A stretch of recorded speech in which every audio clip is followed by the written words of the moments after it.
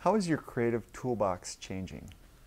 I think the thing I'm probably most aware of is for much of my professional life, my creative process, well, my creative inspiration has been outside in.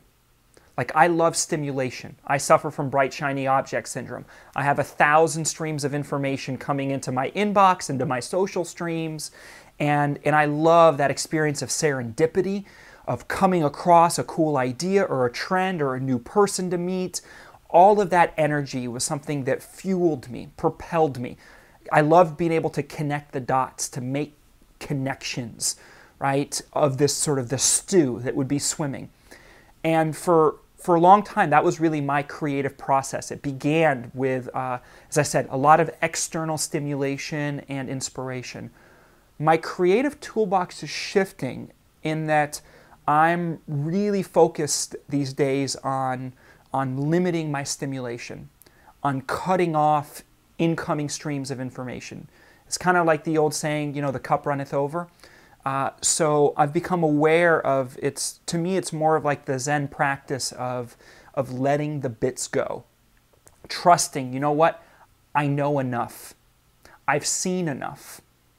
And let me work with what I already have because I can source it. I've spent enough time teaching storytelling, working with clients on storytelling, speaking, on a public stage, all of these things that now it's really more about a cultivating, a refining, and creating less distraction, less inputs, and creating more space for me to do the output.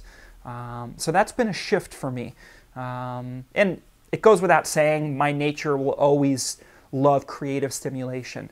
But I found that I can get by with a lot less.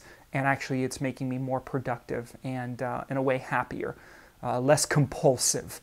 I think that's one of the big challenges to our interconnected world now. And that's still a huge place of edge for me. I'd be lying to you if I said I wasn't, addicted to my iPhone like a crackberry. That I have to set limits for myself about, people talk about like a digital Shabbat or digital sabbatical.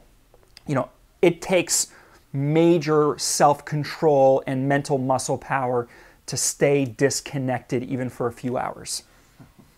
But I try to practice that every single day in one way or another. I'm constantly working with that edge. I'm constantly challenging myself to disconnect more and more, to have more time of solitude and more time for internal processing.